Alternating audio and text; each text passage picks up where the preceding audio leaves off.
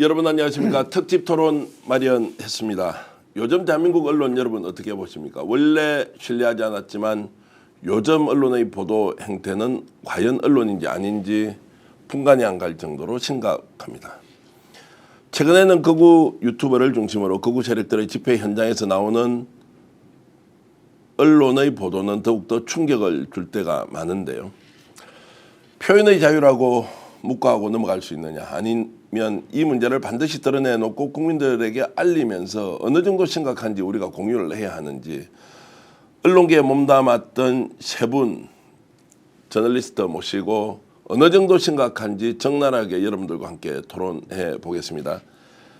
고강은 전 한겨레신문 사장 오셨습니다. 어서 오십시오. 네, 맞습니다. 예. 이필재 전 중앙일보 기자님이십니다. 어서 오십시오. 네, 이필재입니다. 그리고 MBC에서 2580 CP로 활동했던 송요은 전 MBC 기자도 나오셨습니다. 어서 오십시오. 본론으로 바로 들어가 보겠습니다. 여러분 지금 사진 하나를 띄워드릴 텐데요. 지난주입니다. 광주에서 극우 집회가 열렸는데 그 현장에서 어떤 신문이 저렇게 뿌려졌는지 한번 보시겠습니다. 5.18은 DJ 세력 북이 주도한 내란이다. 유공자 상당수가 5.18과 무관한 가짜다. 스카이 이데일리라는 곳인데요. 사실 지금까지는 우리가 스카이 이데일리를 입에 오르내리지 않으려고 했습니다. 매우 문제가 많은 언론인데 발행 부수도 적고 영향력도 거의 없으니 오히려 저걸 다뤄주는 것이 매체의 힘을 더 키워주는 거 아니냐라고 했는데 5.18 광주에서 집회를 하는데 이필재 기자님께 여쭤보겠습니다. 극우 집회에서 5.18은 DJ 세력 북이 주도한 내란이다라고 카피를 뽑아서 낸다는 것 자체가 상상이 되지 않습니다. 저걸 보고 어떤 생각을 하셨습니까? 저건 가짜 뉴스도 아니고 조작입니다. 조작. 이미 네. 저 문제는 김한원 씨가 제기해서 실형까지 2년인가 받아서 보유까지 했던 일입니다. 전 역사적으로 검증이 끝난 일입니다. 저걸 보도한다는 것은 가짜 뉴스 차원을 넘어서 그 조작입니다. 조작. 네. 이거는 그 분명히 단죄를 해야 됩니다. 자, 어떤 방식으로 단죄를 해야 될지는 좀 이따 이야기를 하기로 하고 저 매체가 자, 부정선거론을 끊임없이 문제 제기를 하고 있고 최근에 이제 확인됐던 게 MBC 뉴스 특보를 북한의 대남 공작과 연결을 지어서 보도를 했습니다. 송요은 기자님. 그럼 MBC가 지금 보도하고 있는 MBC 기자 출신이신데 뉴스 특보가 어떻게 북한의 대남 공작과 연결이 되느냐 이게 이제 상상이 안 되는 소설 같은 이야기인데 이거를 이제 언론에서 지금 보도를 하고 있단 말이에요. 이게 저는 그 정상적인 사람들이 상식적으로 생각해 보면 말이 안 되죠. 말이 안 되는데 그걸 주장하고 퍼뜨리는 사람들도 아마 그게 허위, 가짜라는 거 알 겁니다. 그럼에도 불구하고 그런 그 허위, 가짜를 계속 퍼뜨리는 거는 그런 허위, 가짜에 목말라하는 기다리는 확증 편향에 포획된 사람들이 자기들 편 누가 있다는 거죠. 예. 그런 사람들을 계속 그 올감해 두기 위해서 의도적으로 저러는 것 같아요. 이를테면 5.18에 대해서는 이미 저거는 법원에서도 저거는 표현의 자유라든지 언론의 자유가 아니다. 이미 그 법원에서 판결까지 난 거거든요. 그리고 보수 정치권에 있던 어떤 사람들이 저런 얘기를 꺼내서 망언이라고 해서 그 정당이 사죄도 하고 그랬었거든요. 이미 끝난 일인데 또 들고 나오는 거는 저거는 몰라서 무지해서가 아니라 어떤 의도, 선동하려는 그 어떤 자기들 그 확증 편향에 사로잡혀 있는 사람들에게 좀 더 강화시켜야 될 뭔 그 재료가 필요하니까 계속 던지는 게 아닌가. 문제는 그래서 의도적이라고 본다는 거죠. 네, 효능감을 맛보는 것 같아요. 이걸 차단하지 않으면 더 확산되고 더 확대될 가능성이 있어요. 그러니까 이런 그 광주 혐오 발언 이런 것들은 주기적으로 그리고 우리나라 우파 세력에 어떤 정치적 위기가 몰려있을 때마다 항상 이런 방식으로 위기를 타개하려고 하는 그런 이 조짐이 보이는데 가령 이미 광주 항쟁의 이 문제는 우리가 헌법 전문에 넣어야 될 정도로 우리 사회에서 모든 합의가 끝났습니다. 네. 그런데 이게 죽을 만하면 다시 좀비처럼 살아나게 되는데 이것이 살아나게 되는 것은 이번 같은 경우는 저 스카이데일리가 저런 식으로 일면 톱으로 가짜 뉴스를 만들어서 보내는 것도 있지만 저런 사안이 터졌을 때마다 과거에 가령 지만원이 헛소리를 짓거릴 때마다 이걸 누가 받았었습니까? 조중동이 받았었죠. 그리고 제일 앞장선 신문이 조선일보입니다. 요번 저 광주 집회에서도 조선일보는 저 집회의 성격과 내용을 완전히 뒤바꿔서 왜곡해서 보도했습니다. 어떤 식으로 했냐면은 가령 사람 모인 것부터 이쪽 탄핵 찬성 집회, 광주 시민들의 집회는 자발적으로 참석해서 한 2만 명이 왔고 저쪽은 알다시피 수백 대의 버스로 교도들을 광신도들을 동원해 가지고 한 집회입니다. 근데 그 집회는 조선일보에 보면 거기는 3만 명, 광주 시민들이 자발적으로 참여한 건 10,000명. 네. 이렇게 숫자부터 왜곡하고 그리고 그것을 종이신문 주요 면에 버젓이 내고 그렇게 되면은 이런 문제에 대해서 잠잠해졌다가도 또 좀비처럼 살아나게 되는 것. 그런 그 핵심 먹잇감을 던져주는 게 기존의 그 이 수구적인 그런 조선일보를 비롯한 신문들이다. 그리고 이런 점에 대해서 전혀 부끄러움을 느끼지 못하고 변화 가능성도 보여주지 않고 이러다 보니까 지금 그 윤석열 탄핵 사태가 일어나더라도 지금 전혀 우리 사회가 이미 하나로 일치돼서 단죄해야 될 그런 그 여론이나 여론 조성이 돼야 되는데 그걸 우리가 하지 못하고 이렇게 질질 끌려가는 그래서 갑각증이 일어나는 일이 만들어집니다. 오늘 저희들이 이제 이게 내란 중계가 아니라 내란을 극복하는 것을 어떻게 이제 언론이 제 역할을 할 것인지를 본론에서 다룰 것인데 이제 시작하자마자 저 사진을 이제 보여드린 이유가 국민들이 일반적으로 알고 있는 수준보다 훨씬 더 극도의 확정 평양 언론이 저런 걸 가지고 사실상 이제 여론을 오염을 시키고 있는데도 무방비 상태로 우리가 저걸 이제 보고 있는 것이고 그런 상황을 이제 제대로 좀 알려보자는 것인데 문제는 조금 전에 언급하셨듯이 언론이 이것을 이제 받아 쓴다는 것인데 더 중요한 것은 국힘이 스카이데일리의 보도를 가지고 계속 확대 재생산 한 언론의 단독 보도에 의하면 특정 보도에 의하면 이러면서 이제 부정선거론을 지속적으로 얘기를 하고 있었는데 이번에 광주에 가서는 북한군의 소행이라는 건 이미 역사적 검증도 끝났고 대법원의 확정 판결로 마무리됐는데 이걸 다시 끌고 나왔다라고 이제 하는 것에서 충격을 받고 있는 것이고 자 이렇게 이제 본다면 저기가 인터넷 언론으로 지금 등록이 되어 있습니다. 그럼 언론으로 인정을 해야 하느냐 안 해야 되느냐 문제 하나. 두 번째는 그러면 저걸 어떻게 이제 지금 다루어 나갈 것이냐라는 부분을 좀 송 국장님께 질문을 좀 드리겠습니다. 그리고 언론의 자유라는 게 그 존재하는 이유가 민주주의를 지키기 위해서 있는 게 언론의 자유지. 네. 언론의 그러니까 민주주의를 무너뜨리려고 민주주의를 공격하려고 있는 게 그 언론의 자유는 아니지 않습니까? 네. 이를테면 지금처럼 스카이데일리에서 저런 식의 어떤 그 저거는 뭐 저 언론이라기보다도 어떤 그 기관지 같은데 말이죠. 언론의 자유에는 그만한 책임이 따릅니다. 근데 저건 언론의 자유가 선동하려고 하는 어떤 의도, 목적이 있는 건데요. 거기도 확고한 책임을 물어야 되는 거죠. 저건 언론이 아닙니다. 저것까지도 언론의 자유 범위 안에 들어가면 안 되는 것이고요.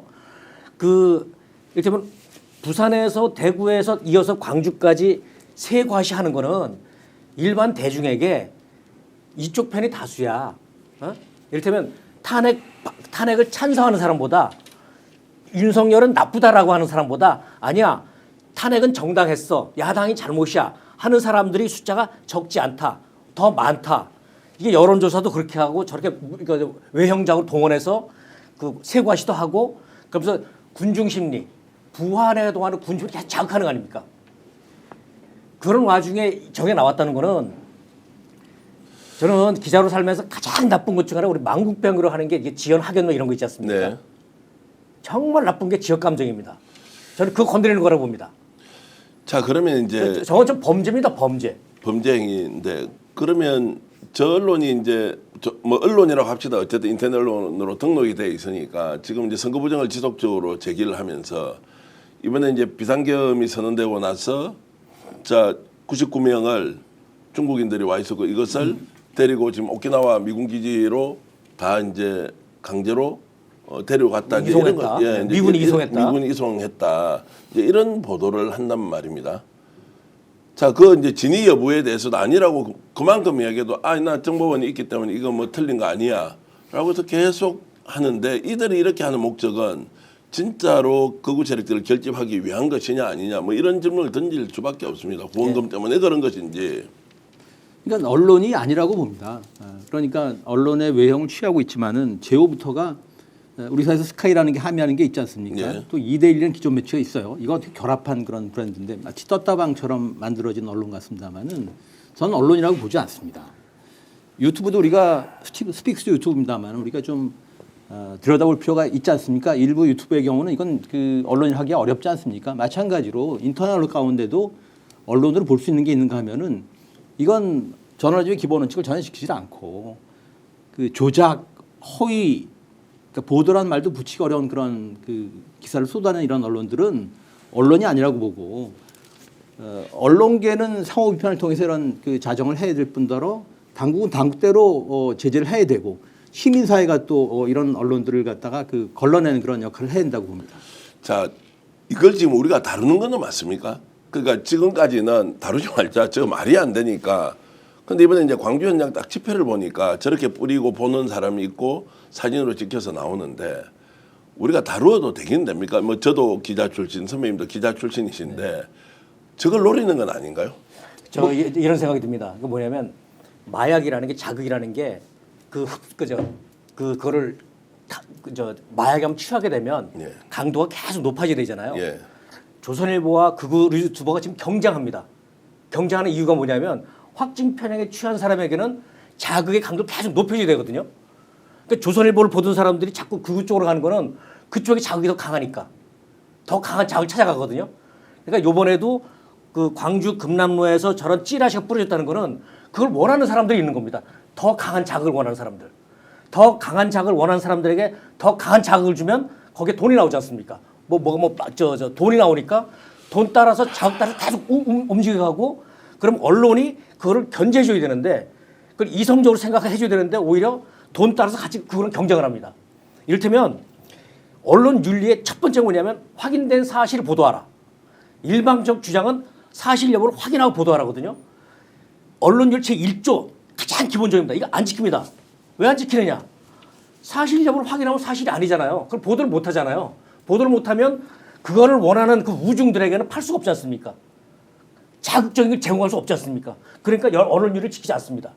안 하고 계속 나오겠지만 누가 뭐라고 얘기했어. 그런 게 있었어 하고 그냥 전달만 다 강한 어조로 더 강하게.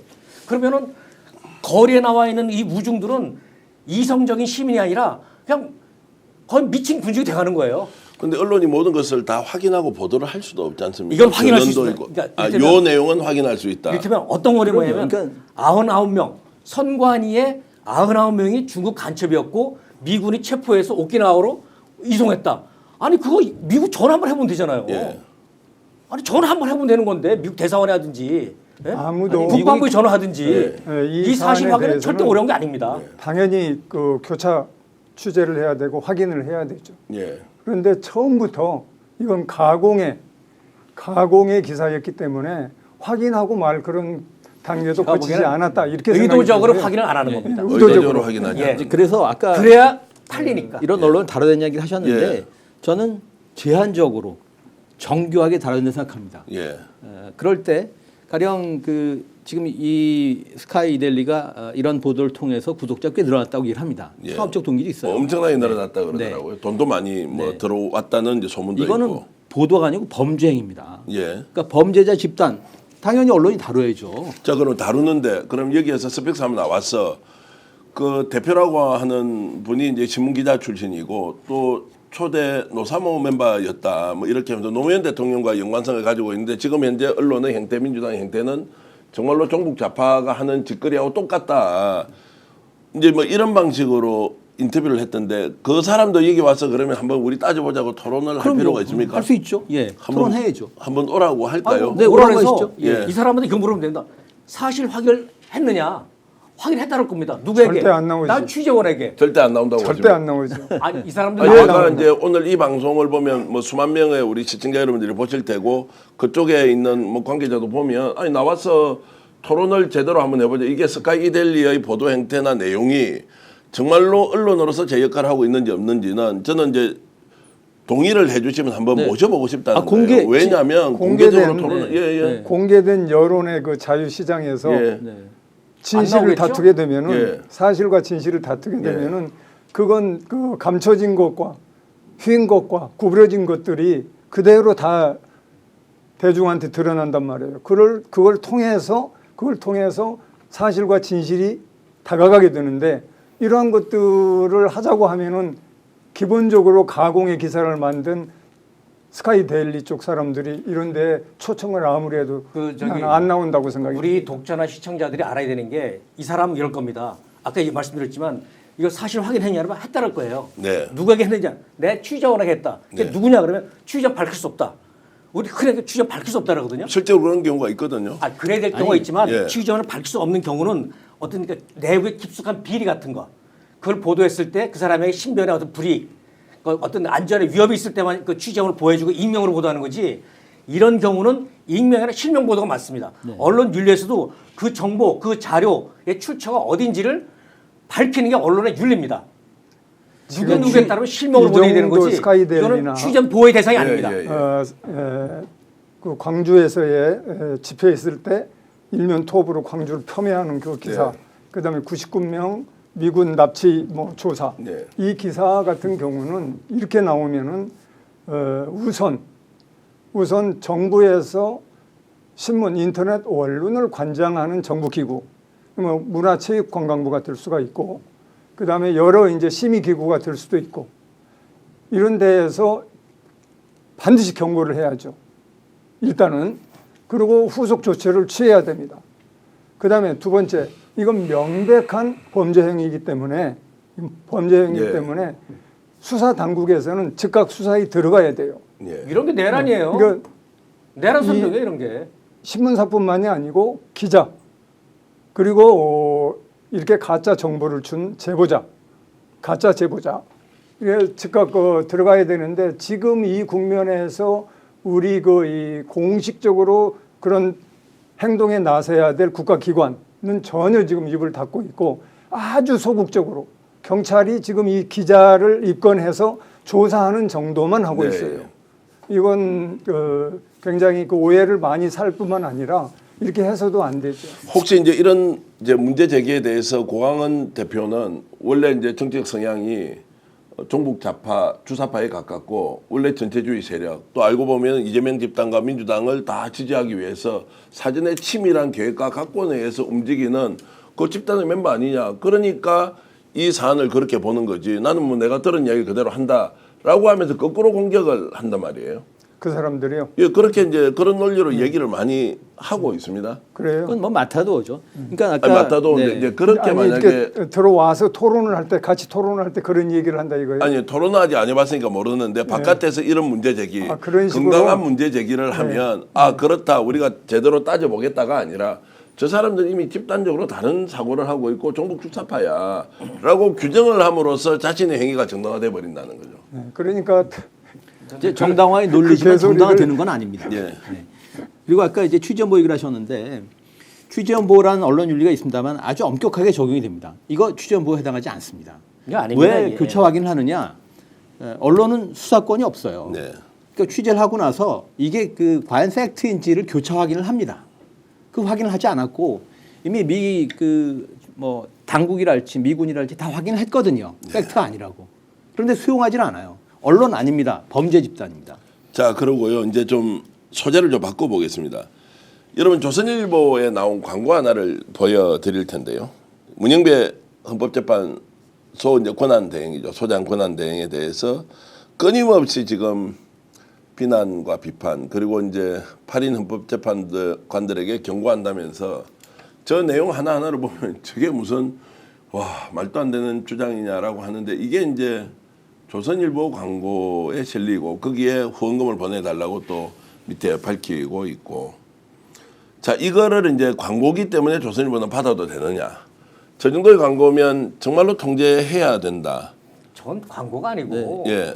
공개적으로 테러를 테러를 예고하는 거잖아요. 네. 예? 관공서를 습격하겠다.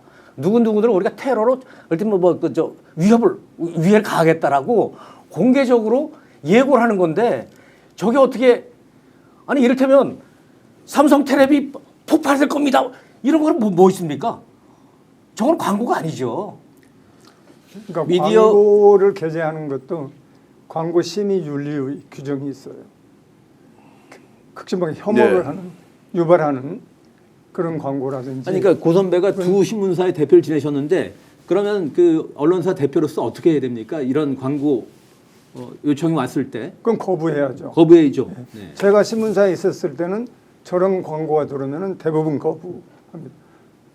뭐 길게 얘기할 수는 광고 없지만 지면에 대해서 미디어가 책임이 있다. 예, 길게 아니, 저는 광고가 아니고 살해 예고예요. 네. 그리고 공개적인 왜 그 드라마 있지 않습니까? 그 뭐 지옥에 나오는 화살촉인가? 화살촉. 매달 누구를 그렇게 할 거야? 똑같은 거잖아요. 화살촉이 조선 우리나라 그 소위 말하는 정론 집필한다는 1등 신문이라는 가장 영향력 있다는 조선일보에 대문짝만하게 우리는 매달 며칠 어디에 누구를 테러할 거야라고 공개적으로 예고하는 건 저게 무슨 광고입니까 저게? 저 조선일보가 부자 1등 신문 조선일보가 저 광고를 넣는 것은 높은 광고료 수입도 있지만 자신들이 갖고 있는 어떤 정파적 이념, 정파적 어떤 노림수 이것을 그대로 공유하기 위해서 지면으로 보도하는 거다. 이렇게 이제 저는 보고 있고요. 예를 들어서 저런 광고는 싫으면 절대 안 되는 게 나의 예를 들면은 이명박 대통령이 취임하고 나서 우리 식품 주권 미국 소 수입 문제로 해가지고 굉장히 우리 사회가 흔들렸었잖아요. 그때 미국 육류 수출협회라는 데가 있습니다. 그 육류 수출협회에서 어느 날 저희 한겨레에 제안이 들어왔어요. 왜냐? 한겨레가 우리 국민의 시각에서 가장 국민의 공익을 지키기 위해서 보도를 했기 때문에 늘 그래 연락이 왔어요. 그 연락 내용이 뭐냐면은 광고 한 번 실는데 기획에서 10억 원어치를 치르겠다. 그렇게 광고가 들어왔어요, 실제로. 우리 현업 광고국에서는 그걸 가지고 왔어요. 네. 우리가 반대했습니다, 사장으로서. 왜?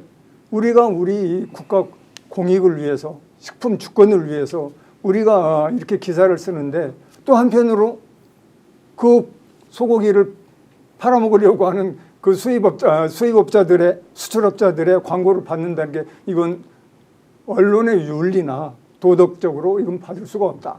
그렇게 해서 거부한 적이 있습니다.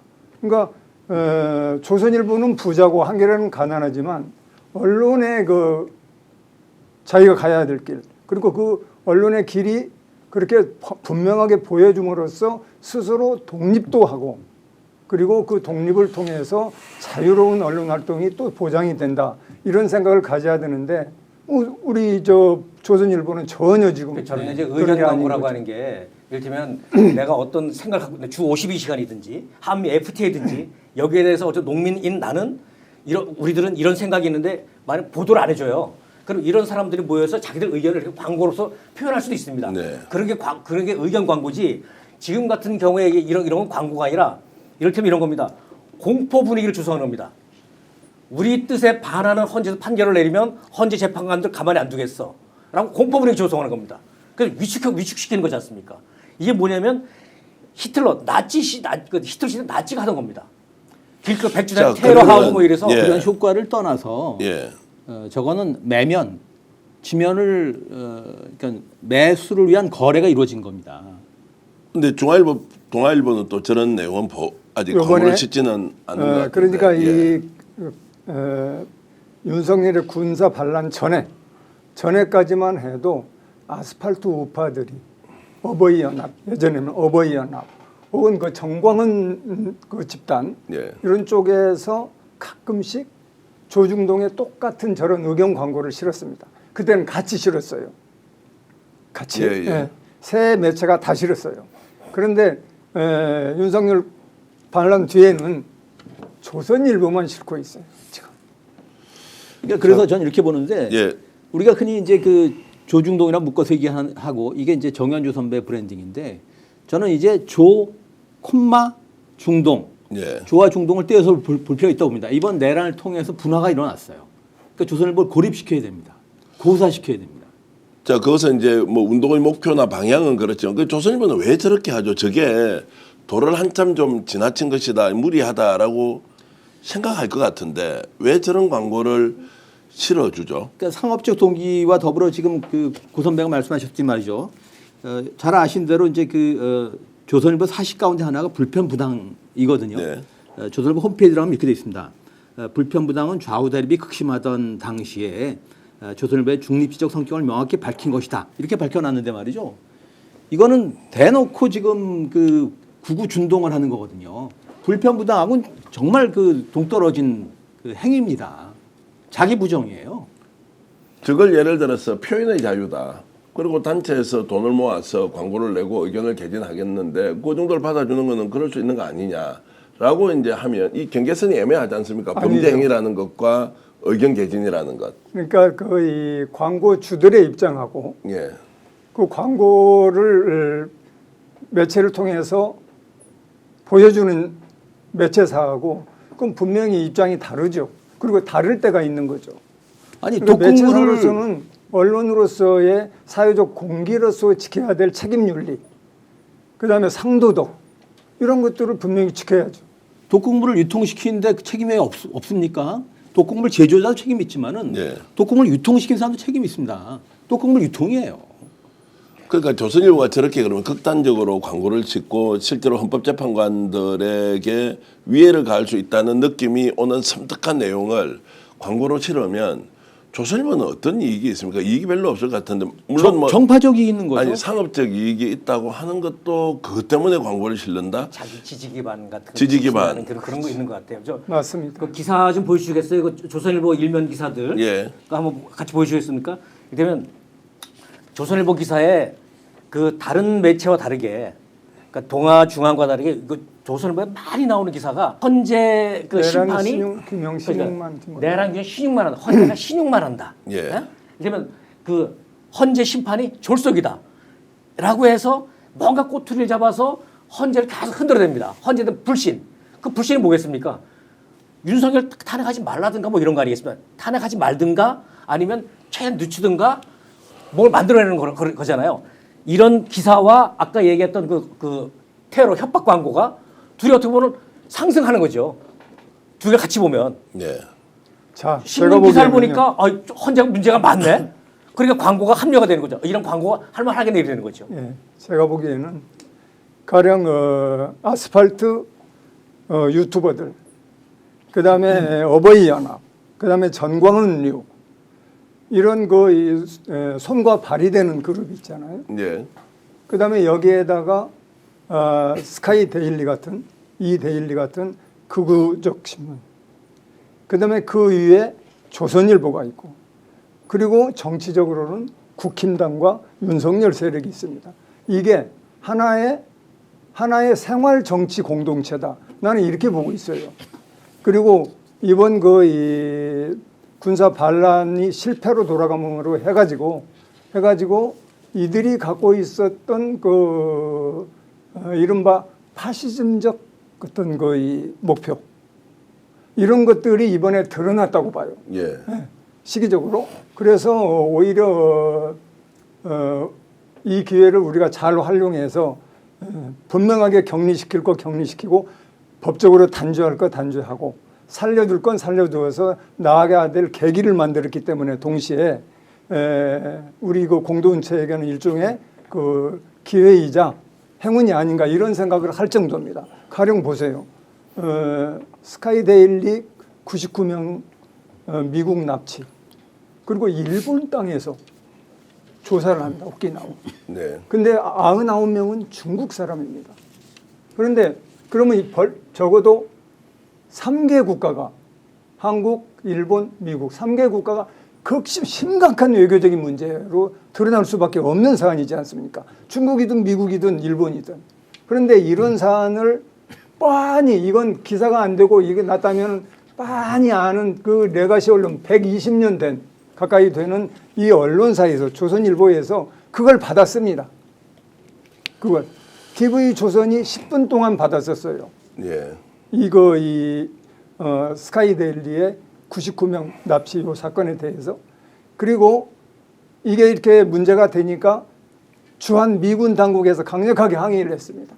일본 당국에서도 항의를 했어요. 우리 외교 통해서 했겠죠. 군 당국을 통해서 했던. 예. 그러면은 그 이전에 우리 국가기관에서 그걸 잡았어야죠. 문제를. 왜냐하면 외교적인 문제가 반드시 일어나는 예상이 되는 거잖아요. 근데 그걸 하지 않았어요. 그런데 그걸 빤히 아는 조선일보가 그걸 그대로 확대 재생산해서 그대로 보여줬어요.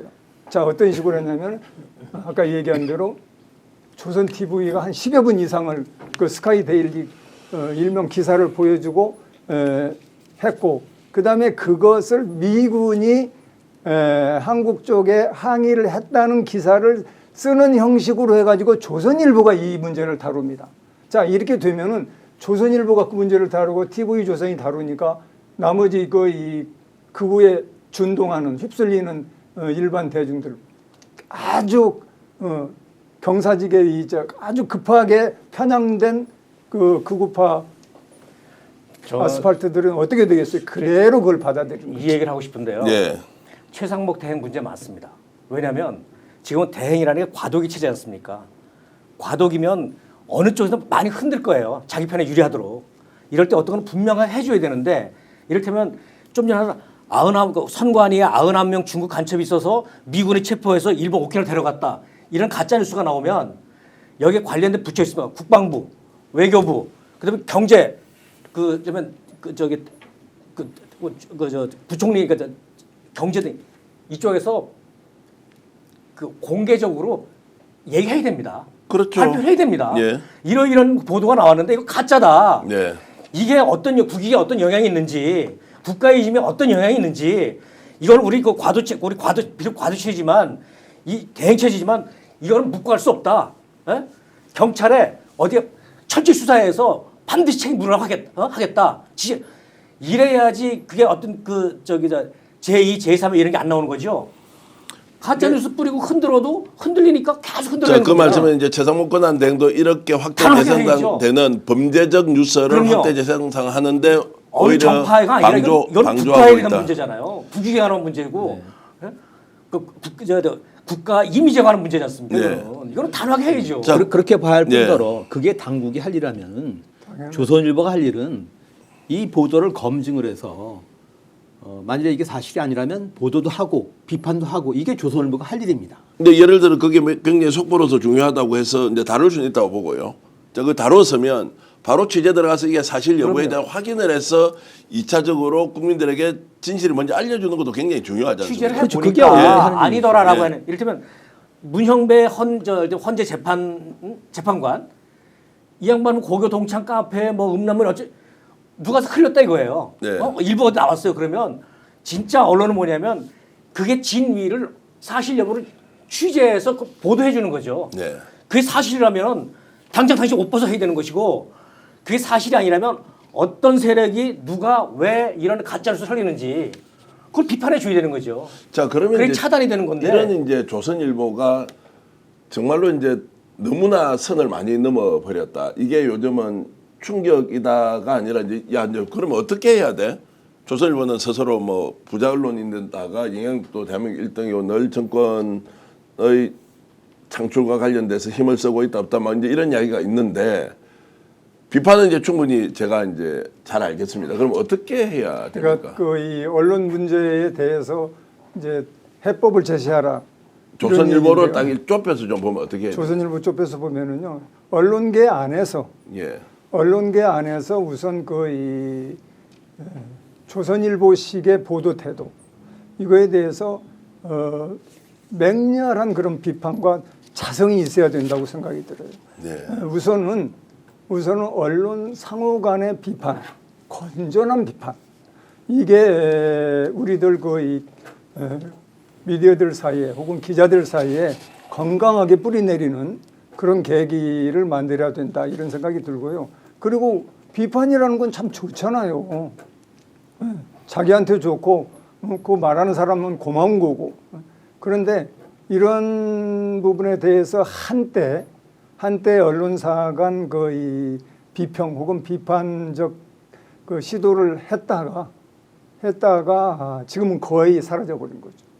예를 들어서 한겨레 신문 같은 경우도 여론 매체 부가 있을 정도로 한때 미디어 우리 그 현업에 대해서 각사 방송뿐만 아니라 신문 근데 비평을 하고 그랬는데 지금은 그게 하지 못하고 있잖아요. 그러니까 저는 유튜브에 대한 규제가 제대로 이루어지지 않으니까 언론이 유튜브도 비판해야 된다 생각합니다. 네. 상호 비판의 차원에서 때론 뭐 큐레이션 서비스랄까 말이죠. 이 유튜브는 뭐 이러이러한 문제가 있으니까 사실은 그 등급은 뭐 별 3개다. 이건 하나다. 이것도 언론이 해야 될 일 중에 하나 봅니다. 그러니까 언론이 해야 될 일로서 국민의 알 권리 충족을 일합니다마는 그것과 더불어 언론의 의무가 진실을 알리는 것입니다. 진실이 아니잖아요. 그러면 취재해서 보도하고 비판해야 되는 거죠. 그러니까 저는 이제 우리 이필재 선배님 말씀 100% 동의하면서도 그 비판은 다 이제 뭐 이해도 되고 뭐 당연히 비판하면 되는데 우리는 그러면 이런 언론과 함께 어쨌든 대한민국이라는 공간에서 살아가지 않습니까? 그거 어떻게 해야 되냐 그러면 이거를. 언론이라는 그러니까 감시관 권력을 감시한다는 언론의 어떤 그 특수성 때로 인해서 권력이 언론에 대해서 이를테면 강제적으로 뭐 조치하기는 참 어려운 면이 있습니다. 그래서 필요한 게 뭐냐면 자정 기능이죠. 그래서 아까 상호 비판도 있지만 또 하나면 기자협회라든지 그 신문협회라든지 이런 데서 자율적으로 이런 보도에서는 강제적으로도 조치를 할 수 있어야 되는데 자정 기능이 사실 없습니다. 언론계 내부에. 그럼 자정 기능이 없으면 결국 외부의 어떤 힘에 의해서 개입해서 자정을 강요할 수밖에 없습니다. 강제할 네. 수밖에. 예. 그게 이를테면 징벌적 배상이라든지 뭐가 조치가 뭐가 있어야죠. 저는 이제 언론의 자유가 문제 아니라 언론이 언론의 자유를 오남용하면서 세상을 왜곡시키기 때문에 강제적인 뭐가 있어야 된다고 봅니다. 지금 이제 그 언론시국회의 대변인 지금 하고 계시지 않습니까? 예. 이제 이런 단체에서는 지금 이제 이런 문제를 어떻게 지금 해야 되느냐. 자 이렇게 논의를 하면 어떻게 결론이 납니까? 네, 저희도 뭐 유튜브를 하고 예. 또 그 성명을 통해서 하여튼 입장 표명을 합니다만은 저희가 이미 조선일보를 언론계 내란 수계로 규정하는 이 성명을 낸 일이 있거니와 다음 주엔 저희 유튜브에서 그 인터뷰를 하는데 예. 조선일보 폐간 시민 실천단장 인터뷰를 합니다. 그러니까 그런 논의를 그 공론화하고 확산하는 역할을 저희가 이제 하고 있다는 거죠. 그러니까 언론이 상호 비판도 할 뿐더러 또 저희 같이 퇴역 언론인들은 그 언론 운동 차원에서 그것도 이제 그 광의의 그런 그 작용이라고 보는데 저희는 이런 언론은 퇴출돼야 된다는 그런 주장을 합니다.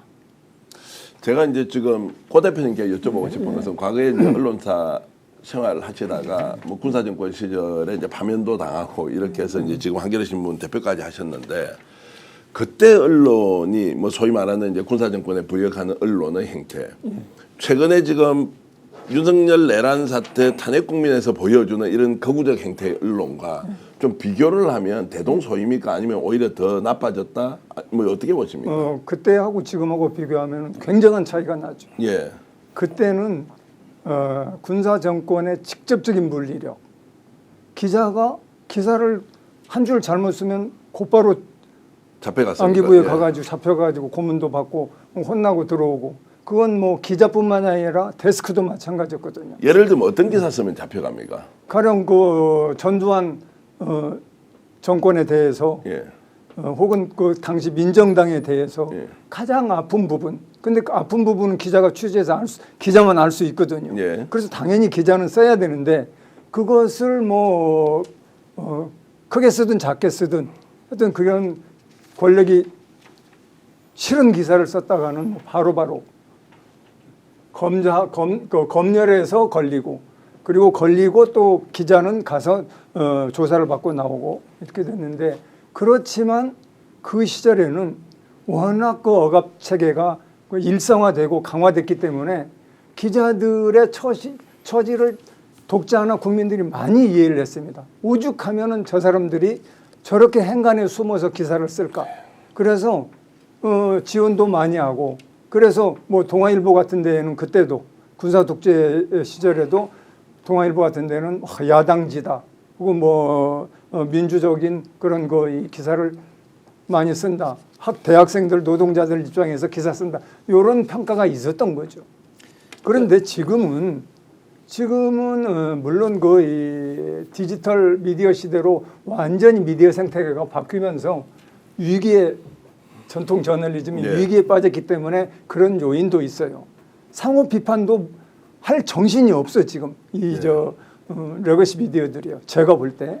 근데 지금은 그러다 보니까 그냥 전부 각자 도생 자기 살 길로 가고, 그리고 자기 검증이나 자기 발밑을 바라보는 일은 아주 소홀히 하고, 그런데다가 자기를 비판하고 자기를 객관적으로 어드바이스 해줄 동료 신문사, 동료 기자들은 입을 다 닫고 있고, 그러다 보니까 여러 가지 이런 이 악성적인 그런 환경 속에서 내몰리면서 지금 그냥 아주 급속하게 전통 저널리즘이 갖고 있는 어떤 기존의 권위, 기존의 어떤 소통 능력, 기존의 감시 기능, 이런 것들이 새로운 뉴 미디어에 의해서 완전히 잠식당하는 상태라고 봐야죠. 각자 도생의 길을 가더라도 조선일보가 기준은 있을 거 아닙니까? 이거는 아니다라는 조선일보의 기준은 아까 그게 다 얘기했죠. 무너진 것 같아요. 아니 그러니까 다 그 무너진 무너졌다고 하더라도 기준이 있을 거 아닙니까? 그러면 제가 저기에서 정말로 불온한 내용을 가지고 아예 누군가가 의견을 내어서 우리 그러니까 국가를 변란으로 일으킬 전에는 정도의 그래도 맞습니다. 언론이 하겠다고도 가령 보세요. 받아줍니까? 언론이 왜 존재하는지 최소한의 어떤 그 합의라든지 자존심은 있었는데 그게 그 생존 앞에서 점점점 무너지더니 저는 요번에 이 계엄과 내란 국면이 우리 언론에게 정말 근본적인 질문, 언론이 왜 있어야 되지? 이런 언론이 왜 필요하지? 라는 의문을 던지는 것 같아요. 시험대 선거죠. 이를테면 그 계엄이 있고 다음 날 조선일보 칼럼에 이런 게 실렸습니다. 윤석열이 정말 이 정도까지는 인지는 몰랐다라고 나온 게 뭐냐면, 윤석열 대통령은 취임 후 지금까지 많은 폭탄을 던져왔다. 남의 말 듣지 않고 자기 마음 내키는 대로 하고, 또 이 정도의 비정상일 줄은 몰랐다. 직언하는 사람들은 심한 경우 욕설까지 들어했다.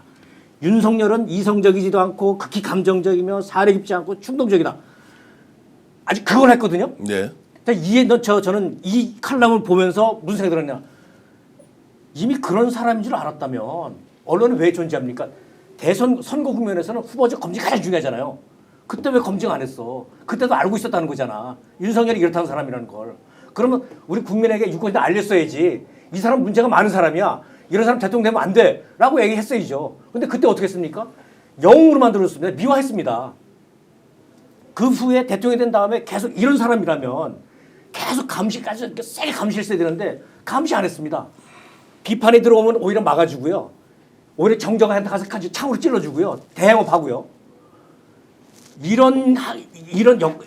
이랬던 조선일보가 지금 와서 정말 내가 그랬잖아. 윤석열은 이런 사람이어서 대통령 되면 안 될 사람이어서 계엄은 자폭이야. 너 때문에 나까지 망하게 생겼어. 이런 말할 자격이 있나요? 이런 언론은 왜 존재해야 되는 거죠? 아까 말씀드리자면 이번 계엄 사태는, 내란은 여러 가지가 있지만 그중 하나도 언론이 왜 존재하는가? 이런 언론이 왜 필요한가? 이것도 언론의 자유인가? 라는 근본적인 의문을 던지고 있다고 봅니다. 이제 이런 지적이 유효할 뿐더러 전 조선일보 약간 태세 전환 그런 느낌을 받는데, 조선일보 오랜 평판 중에 하나가 킹메이커입니다. YS 이래로 정권 창출에 남들의 영향을 끼쳐 왔습니다. 지금은 다음 대선 준비하는 것 같아요. 그건 언론이 할 일이 아닙니다. 자, 그러면 이제 조선일보 양상훈 칼럼 조금 전에 이제 보셨는데, 저분은 칼럼을 아주 잘 쓰는 기자 아닙니까? 이름이 널리 알려져 있는 조선일보 대표 칼럼니스트인데, 자, 지금 이제 저런 보도도 이제 문제가 많다 또는 미리 알았는데 왜 그때 뭔가를 좀 개선하지 않았느냐 지적은 이해를 합니다만, 조선일보 광고 내용을 가지고 지금 우리가 계속 얘기를 해보면, 그러면 이제 칼럼 쓰는 칼럼니스트, 논설위원과 주필, 기자, 광고국, 사주 각자 생각이 다 다른 겁니까? 그리고 또 하나는 조선일보 내부에도 기자협회가 있을 테고 노조가 존재할 것이고, 거기에서도 여러 가지 의견이 나오지 않습니까? 그러면 저것이 실제로 조선일보 이익이 된다라는 것에 대해서 저는 동의가 잘 안 되지만 사회적으로 이게 공기가 아니고 사회적으로 오히려 국민들 여론을 공격하는 무기로 지금 언론을 쓰고 있지 않습니까? 흉기죠, 흉기. 그 정도도 내부적으로 통제를 예전에 이런 한다거나 얘기 들었었어요. 합의가 안 됩니까? 아니 그리고 돈 문제면 다 그냥 다 패습니까? 조선일보 기자가 예. 그러니까 MBC 기자 저 이런 얘기하고 MBC가 부럽대요. 왜 뭐가 부럽냐? 그러니까 MBC는 막 선후배 하나 막 치고받고 싸운다면서요. 예? 기사 고쳐 이거 기사 왜 고치느냐? 예? 선배라고 뭐 기사를 놓고 언쟁도 하고 막 싸운다는 거예요. 그 조선일보는 그렇게 안 해? 언론사 다 그래야 되는 거 아니야? 그랬더니 조선일보 편집국은 조용하다는 위에서 지시 따르면 다 그대로 한다는 거예요. 그러니까 이런 기자도 있었습니다. 그 전날 어떤 이게 기사거리가 될까 안 될까 얘기를 했습니다. 기자들끼리. 그리고 결론이 야 이거 기사거리 안 되겠다. 야 이거 괜히 시비 거는 거겠다. 기사를 안 쓰기로 했어요. 근데 다음날 조선일보 기사가 실렸어요. 그런데 결국 내가 이제 물을 먹게 되겠단 말이야. 우리는 안 나갔으니까. 다른 기자들은. 그 기자한테 물어봤습니다. 아니 어제는 네가 먼저 그랬잖아. 이거 기사거리 안 된다고. 이런 식으로 기사 쓰면 괜히 트집 잡히고 언론의 권위만 떨어진다. 이거 쓰지 맙시다. 그런데 왜 이렇게 오늘 썼냐니까 그 기사 제 기사 아닙니다. 아니 네 이름이 있는데 왜 기사가 아니까 저는 기사 이렇게 썼는데요. 위에서 다 뜯어 고쳤습니다. 저 이런 얘기 들은 적 있습니다. 그리고 몇 년 전에 조선일보 그 노보에 이런 게 이게 실린 적 있습니다. 조선일보 기자들이 집단적으로 우울증을 앓고 있다. 정신과 치료 좀 받게 달라. 기자가 왜 우울증을 앓아야 되죠? 저는 이렇게 해야 합니다. 내 양심에 어긋나는 반하는 기사를 쓰라고 강요받아서 그래서 심한 스트레스 그래서 우울증까지 온 게 아닌가 그러니까 그런 생각이 들었습니다. 네. 우울증이 안 오면은 그 이상하죠. 네. 제가 그 기사로 사례를 하나 들을게요. 1월 23일치 보도입니다. 서부지법 폭동 난동 사건을 다루는 조선일보 기사입니다. 나는 이 기자가 그렇게 썼다고 생각하지 않습니다. 기자는 그냥 건조하게 스트레이트로 자기가 본 것만 썼을 가능성이 높습니다. 그 3, 4년 차 기자가 빤합니다. 우리가 기자 교육도 해보고 같이 부딪히면서 신문사 생활을 해본 경험에 의하면. 근데 이것은 다 이제 데스킹 과정에서 바뀌고 제목이 바뀌고 해서 이제 둔갑이 되는데 서부지법 난입 폭동 사태를 시국 사건이라고 명명합니다. 혹시 읽었습니까? 예, 저도 봤습니다. 예. 깜짝 놀라야죠. 제목이 시국 사건이었어요. 프레이밍이에요. 프레임을 완전히 완전히 바꿉니다. 시국 사건이라고. 그렇다고 하면 58명이 무더기 구속됐는데 16년 만에 시국 사건으로는 처음으로 많은 수가 구속이 됐다. 네. 이렇게 논리를 펴고 있어요.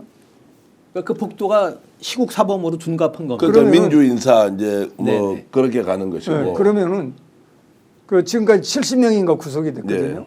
네. 그 사람들은 법적으로 시국 사범일 뿐만이 아니라 사회적으로도 양심순 거죠. 네. 조선일보 시각은 반드시 아니 그 저런 기사 그런- 무서운 거는요. 저게 뭐냐면 용기를 주는 겁니다. 법원 난입해서 폭동을 일으킨 저 폭도들에게 용기를 그렇죠. 그 행동을 정당화시키면서 또 그 잠재적인 폭도들에게 용기를 주는 거예요. 그래서 정당하면서. 아니라 그래서 그래서 저게 내란 선동이죠. 의도적으로 프레임 전쟁을 지금 거는 겁니다. 저런 식이라면은 지금 감옥에 있는 윤석열은 무슨 생각하고 있겠어요? 조선일보 편집국장은 윤석열을 어떻게 보고 있겠어요? 80년도 전두환한테 모함받은 김대중 대통령이라고 생각하지 않겠어요? 네. 그러니까 그럴 것 같아요. 네. 근데 그런 기사를 대한민국 1등 신문이라는 자들이 버젓이 만들어 가지고 독자들한테 전달하고 소통을 시도하니까 왜 조선일보 내부가 조용하냐? 저는 이렇게 봅니다. 과거에는 말이죠. 기자 사회라는 말이 있었습니다. 기자는 자기가 소속된 소속사가 있고 기자들의 준거 집단인 기자 사회가 있었어요. 이 말이 이제 사화가 됐습니다. 그러니까 기자 사회 같은 그런 준거 집단으로서의 어떤 그 기능을 이제 잃었을 뿐더러 각자 자기 회사에서 사주에 그 장악돼서 그냥 셀러리맨이 된 거죠. 그게 그 가장 심한 신문이 조선일보라고 봅니다. 아까 매일신문 얘기 잠깐 했습니다만 우리가 매일신문만 해도 내부에서 반발합니다. 노조가. 조선일보도 과거 그런 일이 좀 있었어요. 지금은 조용합니다. 자, 그래서 이제 지금 이 사안을 이제 접하면서 저도 정체성 혼란이 오는 게 직업적으로 갖고 있는 언론 기자 출신 뭐 이제 이런 거보다는 야, 이게 이제 치유가 될 수 있느냐. 그러면 이거를 어떤 식으로든 토론과 논쟁을 통해서 야, 이거는 정도에 넘어섰으니 관점이라는 것은 널리 권장하지만 어느 정도 이게 가이드라인이라는 게 존재해야 하는데 자, 신문협회 있고 기자협회 있고 언론 노동단체 다 있는데도 조선일보는 전혀 다른 방향으로 이제 이렇게 할 때 예, 아까도 얘기했지만 자정 기능이 적극적으로 발휘돼서 그러니까 매체사 내부의 자정 기능 발휘, 그다음에 매체사들끼리의 건전한 상호 비판, 이걸 통해서 자기 갱신을 하는 길이 하나 있어요. 유일한 길이에요, 그게. 그게 없다면 네. 그게 지금 거의 없는 거죠. 그러니까요. 사라져 있는 현실이고. 그렇다면은 남는 것은 여기에 대안을 제시하는 것은 제 상상과 능력으로는 너무 벗어나는 예. 일입니다. 다만 할 수 있는 얘기는 엄청나게 물밀듯이 들어오는 유튜브를 비롯한 뉴 미디어의 네. 거의 엄청난 공습, 이것에 의해서 레거시 미디어는 자동적으로 밀려나는 거죠, 이제. 예, 그 운명을 받아들이는 수밖에 없지 않겠는가, 이런 생각이 들어요. 자, 그러면은 이제 운동가들은 자, 조선일보 폐간 운동하는 분도 있고 끊임없이 비판하는 언론 단체가 있고 뭐 상대가 어떻게 비판을 하든 뭐 종북이든 좌파든 주사파든 다 그 사실 의미 없는, 제가 봤을 때 헛소리 같은 이야기고요. 뭐 그거 자체가 거짓이니까. 그런데 이제 이런 이제 조선일보가 우리 사회에서 역할을 하고 있을 때 어떻게 할 거냐, 설득할 거냐, 배제시킬 거냐, 아니면 아예 극복을 하는 뭔가 대안을 낼 거냐, 이제 이런 것들이 매우 중요한 과제로 온단 말이에요. 사실 우리가 이런 자리에서 뭐 일개 유튜버 주제에 제가 스스로를 좀 낮춰서 이야기를 하면 폄하하면은 아니 일개 유튜브 주제에 너희들이 무슨 조선일보를 대고 이렇게 비판해 저렇게 비판해라고 하는 이야기도 그냥 귀에 윙윙거린단 말이에요. 그럼에도 불구하고 오늘 이 토론을 통해서 보면 조선일보가 갖고 있는 이 행태는 사실상 범죄에 가까운 것들을 부추기고 그리고 옹호하고 동조하고 특정 정치 집단 이익을 가져가도록 하고 그 이익 중에 일부를 자신에게 다시 순환시키려고 하는 게 이제 보인단 말이죠. 이제 이랬을 때 우리는 이제 조선일보를 어떤 방식으로 대하면서 행동을 해야 될 것인가의 문제가 매우 심각해서 제가 질문을 좀 드리는 겁니다. 저희가 이제 그 언론 운동을 하면서 제가 제안하는 거는 우리가 할 수 있는 일을 할 수 있는 만큼 한다. 물론 결과가 보이면 더 좋겠지만은 조선일보 폐간 운동 열심히 하는 사람들 정말 열심히 합니다. 근데 폐간 안 됩니다.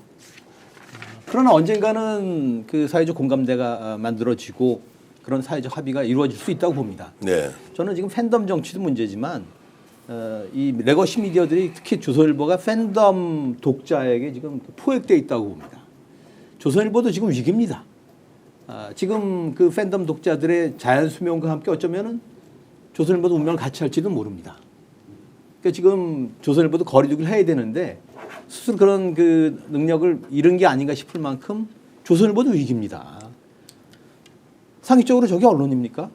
자, 그런데 이제 조선일보 또는 이제 레거시 미디어 그다음에 지상파 종편 방송 지방신문 다 포함해서 국가나 지방자치단체 대기업에서 받는 실제로 상업적 논리가 아니고 시장 논리가 아닌 사실상의 광고비와 협찬으로 유지 존속이 된다고 했을 때 그러면 이제 이런 부분에서 명확한 기준을 가지고 국가가 이런 언론에 대해서는 아예 광고비나 홍보를 이제 지원하지 않는다는 것도 방법이 될 수도 있을 거고. 예. 참 이제 그런 말씀드리기가 제가 굉장히 불편한 것은 그게 이제 정확하게 통계를 가지고 얘기를 하면은 예. 더 좋겠지만 제가 이제 볼 때에는 우리 광고 시장이 레거시 미디어들의 그 총량이 갈수록 떨어지고 있습니다. 네. 그런데도 불구하고 미국이나 유럽처럼 그 떨어지는 비율이 훨씬 완만합니다. 그것은 우리 사회가 갖고 있는 비민주성, 경제 민주화가 덜 된 탓, 그리고 그 이 경제와 정치 권력의 야합 이런 것들에 의해서 그 공간 안에 자기 일을 갖고 있는 언론사의 보험이 만들어집니다. 광고주들로부터. 그래서 지금은 이 신문에 광고를 넣는 것은 별 의미가 없습니다. 광고주로부터.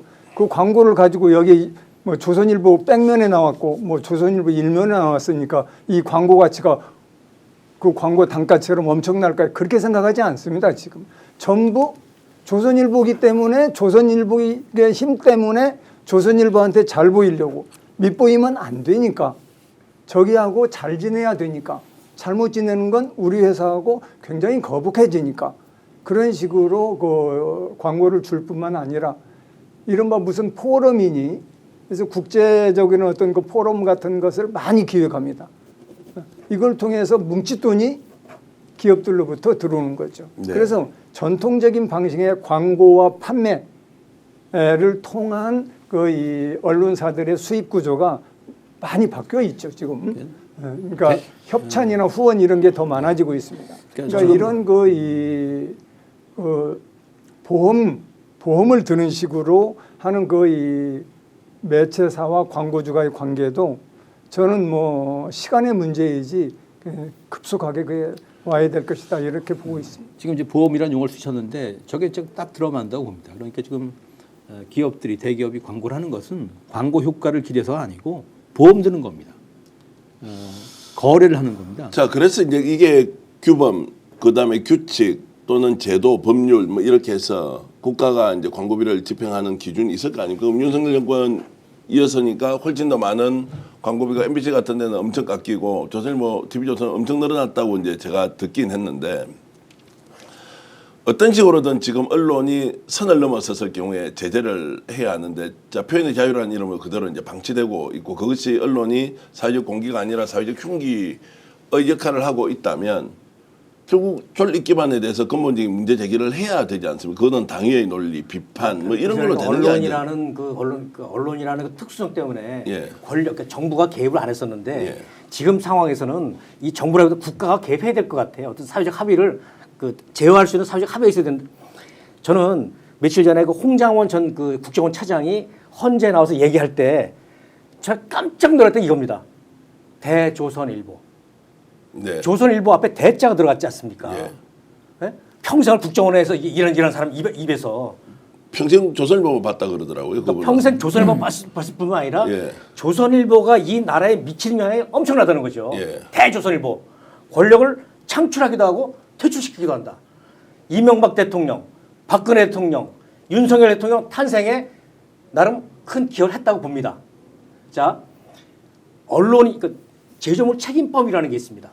어떤 기업이든 불량품이나 하자 있는 물건을 만들어내서 피해가 발생하면 책임을 집니다. 언론도 그래야죠. 언론의 자유라고 해서 권력 감시라는 특수성 때문이라고 해서 특별한 대우를 이제 해줄. 왜냐하면 언론이 자정 능력이 없습니다. 조선일보 좀 변해주세요. 윤리 좀 찾으세요. 안 되지 않습니까? 그럼 이거는 정권의 문제, 정부의 문제가 아니라 국가가 나서서 언론의 공적 기능을 회복하도록 하는 사회적 합의를 만들고 그 합의로 제어를 할 필요가 있지 않나 그렇게 생각합니다. 이를테면 징벌적 배상도 그런 중 하나일 거고요.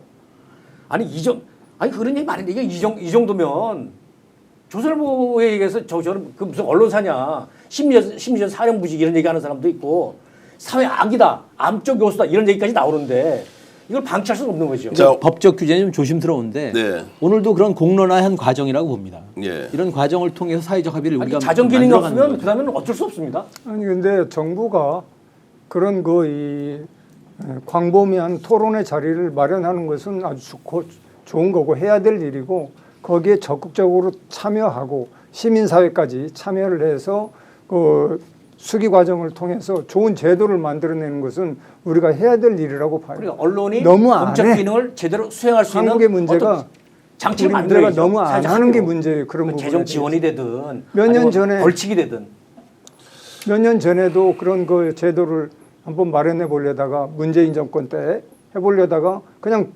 드롭시켰잖아요. 그런 점에서는 나는 그 제도적인 보완 이런 건 필요하다고 보고 참 이런 토론을 하는데도 약간 힘이 빠지는 게 뭐냐면은 개가시 미디어에 이제 힘이 없어요.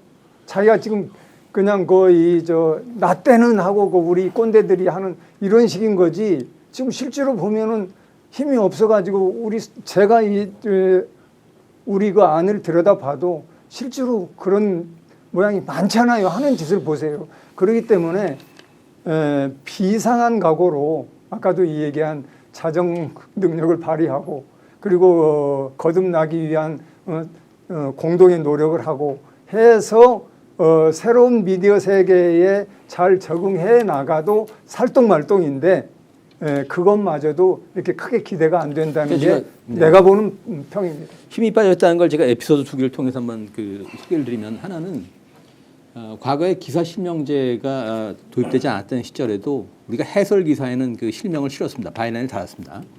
그래서 첫 바이라인 달린 기사를 쓰고 나서 선배들이 하여튼 그렇게 이제 농담을 뭐 바람직한 이야기는 아니지만 머리 올렸어 뭐 이런 얘기를 했는데 그때 우리가 어떻게 그 자뻑을 했는가 하면은 명함 200만 장 돌렸다 그랬습니다.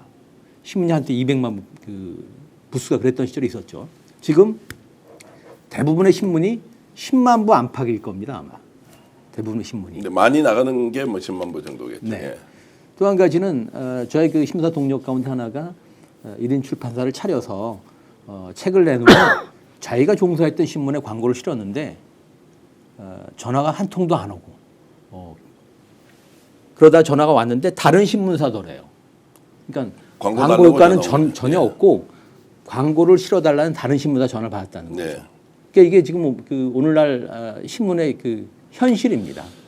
형편이 이제 그런 정도라는 것, 참 그게 이제 안타까운 것이 아니면 현실에서 시민과 또는 소비자들과 완전히 거리를 이제 멀리 할 수밖에 없는 상황이 됐는지 여러분 판단해 주시길 바라고요.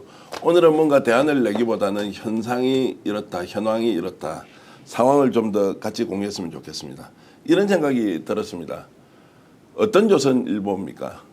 그들의 주장대로 대한민국 독립에 가장 앞장섰던 언론, 또 한쪽에서는 친일의 앞잡이 노릇을 했다는 것, 그 무엇이든 간에 지금 현재 조선일보가 광고 때문에 칼럼 때문에 스카이 이데일리라는 희한한 인터넷 매체와 동렬해 놓고 비판을 당하고 있다. 저는 이것을 통해서 지금 현재 조선일보가 언론으로서 어떤 역할을 해야 되는지 다시 한번 더 진지하게 고민을 해 주시길 바랍니다. 어떻게 다룰 것인지는 각자의 판단이고 그리고 그 사람의 몫이라고 생각하고요.